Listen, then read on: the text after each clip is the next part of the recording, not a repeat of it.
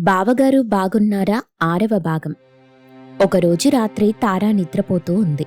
హాల్లో ప్రకాష్ సితారా మాట్లాడుకుంటూ ఉన్నారు.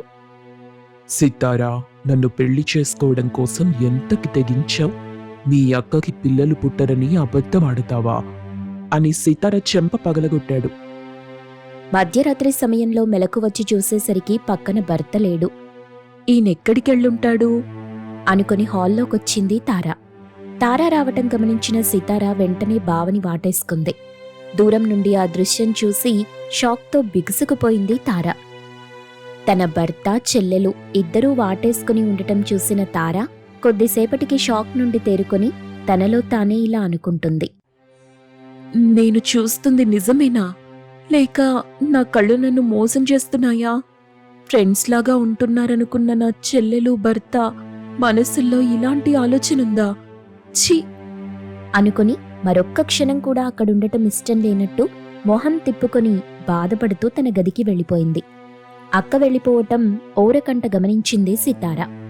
కాని ప్రకాష్ మాత్రం తారా వచ్చి వాళ్లనలా చూసి వెళ్లిన విషయం గమనించలేదు. తనని వాటేసుకున్న సితారని వెనక్కి తోశాడు. సిగ్గులేదా నీకు? వద్దన్నా కొద్దీ అదే తప్పు మళ్ళీ మళ్ళీ చేస్తున్నావు. ఎందుకు బావా, నీకు నా ప్రేమ అర్థం కావట్లేదు? ఎలా చెప్తే అర్థం చేసుకుంటావు? నువ్వు ఎలా చెప్పినా నేను అర్థం చేసుకోను. పెళ్లి చేసుకుని భర్త ఉండగా మరో మగాడి మీద మనసు పడటాన్ని ప్రేమ అనరు, బజారు మనిషిలా ప్రవర్తించడం అంటారు. ఏ ఆడది కూడా తనకి తానుగా బజారు మనిషినని అనిపించుకోవాలనుకోవడానికి ఇష్టపడదు బావా. తన చుట్టూ ఉన్న పరిస్థితులు తననలా తోస్తాయి. పరిస్థితులు తోసినంత మాత్రాన ఇంగిత జ్ఞానం, సభ్యత, సంస్కారం, వావి వరసలు మర్చిపోతావా? కట్టుకున్నవాడు నువ్వు నాకు పట్టిన దరిద్రం వెళ్ళిపో అంటే ఆ భార్యకెంత బాధుంటుందో నీకు తెలీదు బావా. నీ భర్త అలా మాట్లాడటం 100% తప్పే. ఆ విషయంలో అతన్ని సమర్థించటం లేదు. కానీ నువ్వు మాత్రం ఏముద్ధరించవని? నిజంగా నీకు నీ సంస్కారం మీద ప్రేమ ఉండుంటే నువ్వు నీ భర్తకి పట్టిన దరిద్రానివి కాదు, అదృష్టానివని తనకు అర్థమయ్యేలా చెప్పడానికి ప్రయత్నించేదానివి. కానీ దానికి బదులు నీ భర్తను వదిలేసొచ్చావు. మీ అక్క భర్తనైన నా మీద మనసు పడ్డావు. నీ మ్యారేజ్ లైఫ్ బావుంది కాబట్టి నువ్విలా మాట్లాడుతున్నావులే బావా. అందుకు నీకు నేను చేసింది తప్పుగా అనిపిస్తుందిలే. ఇప్పుడు నాపై మనసు పడ్డావు, రేపు నాకంటే నీ మీద బాగా ప్రేమ చూపించేవాడు, కేర్ చూపించేవాడు పరిచయం అయితే అప్పుడు నన్నొదిలేసి వాడి మీద మనసు పడతావు. అలా ఒకరి తర్వాత ఒకరు వాళ్ల మీద మనసు పడుతూనే ఉంటావా జీవితాంతం? ఆ మాటకి కోప్పడుతూ బావా అంది సితారా. తప్పేముంది? నేనన్నమాట కరెక్టే కదా. ఫ్యూచర్లో నువ్వు కోరుకున్నట్టు నేను నువ్వు కలిసి జీవితం పంచుకున్నా కూడా నీపై ఈ అభిప్రాయం నా మనసులో ఇలాగే ఉంటుంది. అతని మాటలకి సితారకి బాధేసింది. ఎందుకు బావా, ఎవ్వరూ నా మనసుని అర్థం చేసుకోవట్లేదు. అంతా నా తలరాత. సరే అయితే ఇప్పుడు నేను కూడా నీ భర్త అన్నట్టు నువ్వు నాకు పట్టిన దరిద్రమని అంటాను. మరి నన్ను కూడా వదిలేసిపో. వెళ్ళను బావా, నువ్వేంటో నాకు తెలుసు. ఇప్పుడు అర్థమైందా నువ్వు చేసిన పొరపాటు? నా విషయంలో ఆలోచించినట్టు నీ భర్త విషయంలో ఒక్క క్షణమైనా ఆగి ఎందుకు ఆలోచించలేదు? ప్రకాష్ ప్రశ్నకి సితార దగ్గర సమాధానం లేదు. మౌనంగా ఉంది. చూసావా, నా ప్రశ్నకి నీ దగ్గర సమాధానం లేదంటేనే నువ్వు తప్పు చేస్తున్నావని అర్థం. సితార ఆలోచనలో పడింది. భార్యాభర్తల మధ్య చిన్న చిన్న సమస్యలు రావటం సహజం. అలాగే మీ మధ్య కూడా వచ్చాయి. వాటిని ఎలా పరిష్కరించుకోవాలో ఆలోచించడం మానేసి మీ ఇద్దరూ కూడా చాలా తప్పుగా నిర్ణయాలు తీసుకున్నారు. అరే, మీ ఇద్దరిలో ఒక్కరికి కాకపోయినా మరొకరికైనా సంసారాన్ని బాగు చేసుకోవాలన్న ఆశ ఉండాలి కదా. ప్రకాష్ మాటలు సితారలో కొంచెం రియలైజేషన్ కలిగించాయి, కాని పూర్తిగా కాదు. మౌనంగా తన గదికి వెళ్ళిపోయింది. ఇక్కడిలా జరుగుతుంటే మరోవైపు అవినాష్ దగ్గర ఏం జరుగుతుందంటే అతని వ్యాపారం సితార ఉన్నప్పటికంటే ఇప్పుడు పూర్తిగా దివాళా తీసింది. వ్యాపారం మూసేసి ఇంట్లోనే కూర్చున్నాడు. అవినాష్ డిప్రెషన్లోకి వెళ్ళిపోయాడు.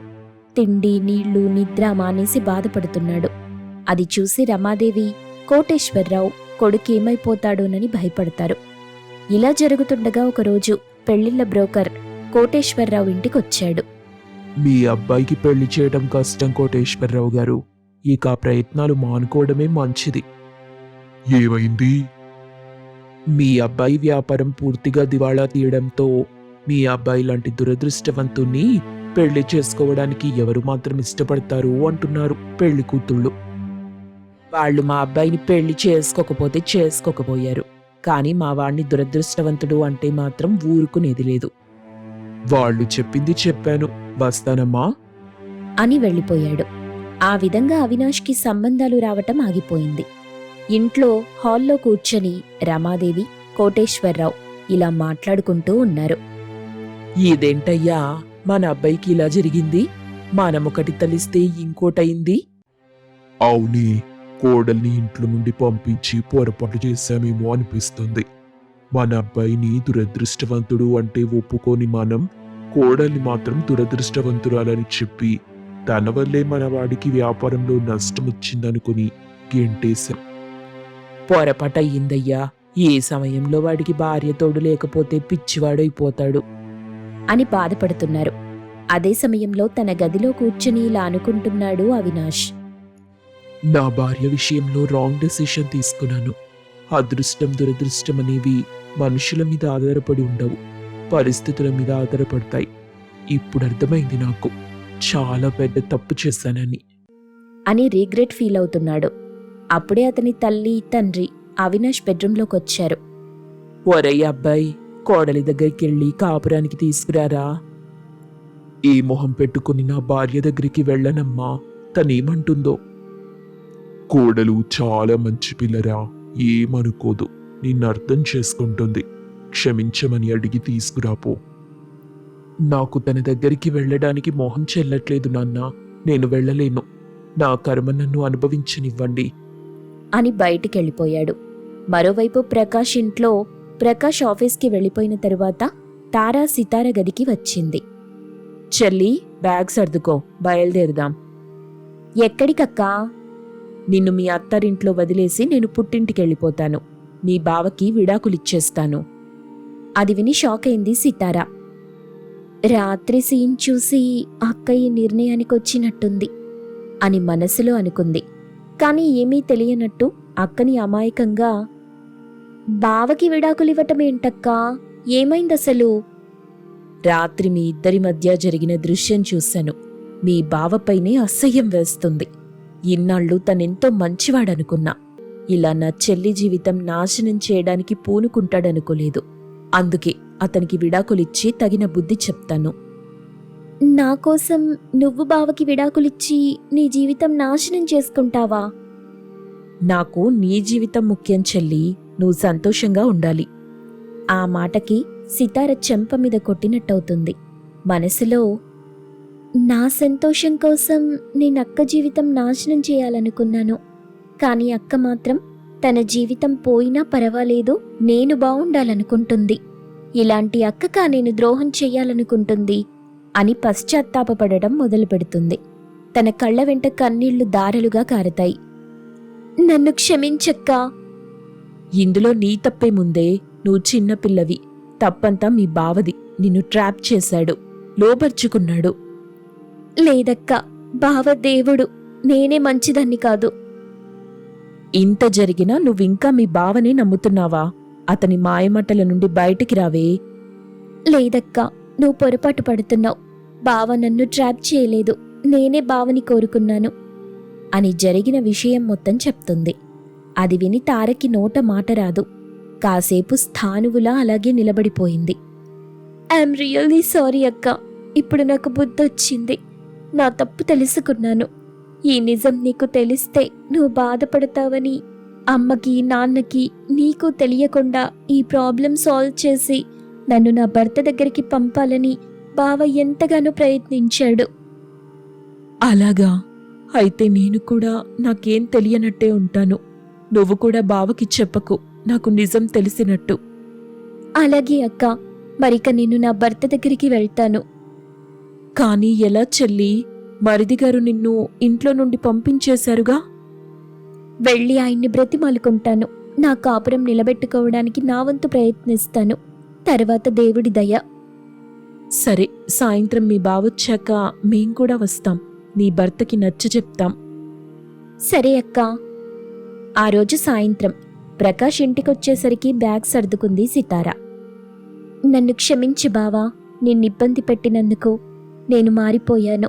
మా ఆయన దగ్గరికి వెళ్తున్నాను. అది విని ప్రకాష్ ముఖం వెలిగిపోయింది. నీలో ఈ మార్పు కోసమే నేనెదురు చూసింది సితారా. అని వాళ్ళిద్దరూ పూర్తిగా మాట్లాడుకునే వరకు చాటుగా ఉండి ఏం తెలియనట్టు హాల్లోకొచ్చింది తార. ఏవండి, మీకోసమే ఎదురు చూస్తున్నాను. మా చెల్లి వాళ్ళ ఇంటికి వెళ్తానంటుంది. మనిద్దరం కూడా తనతో పాటు వెళ్ళి వదిలిపెట్టొద్దాం పదండి. ఇప్పుడు తారా నాతో పాటు సితారా వాళ్ళ అత్తారింటికొస్తే అవినాష్ సితారని వదిలేసిన విషయం తెలిసిపోతుంది కదా. అనుకొని నువ్వెందుకులే, నేనొక్కడినే తనతో వెళ్ళి దింపేసొస్తాను. భర్త మనసు అర్థం చేసుకున్న తార సరే అంది. ప్రకాష్ సితారని తీసుకుని వాళ్ళత్తారింటికి బయలుదేరాడు. కాని ప్రకాష్ మనసులో ఒకటే భయం. అవినాష్ సితారని అంగీకరించకపోతే ఎలా అని మదనపడుతూనే సితార వాళ్ళత్తారింటికి చేరుకున్నారు. సితారని చూసి సంతోషంతో అవినాష్, రమాదేవి, కోటేశ్వరరావు మొహాలు వెలిగిపోయాయి. నన్ను క్షమించు సితారా, నేను తప్పు చేశాను. ఇకపై ఎప్పుడూ అలా చెయ్యను. నిన్ను బాగా చూసుకుంటాను. అత్తామామ కూడా తమని క్షమించమని అడిగారు. వాళ్లలో వచ్చిన ఆ మార్పుకి సితార, ప్రకాష్ కూడా సంతోషించారు. సితారని వాళ్ళ అత్తారింట్లో వదిలేసి సంతోషంగా తిరిగి ఇంటికి వెళ్ళిపోయాడు ప్రకాష్. ఆ రోజు నుండి సితార సంసార జీవితం చాలా బావుంటుంది.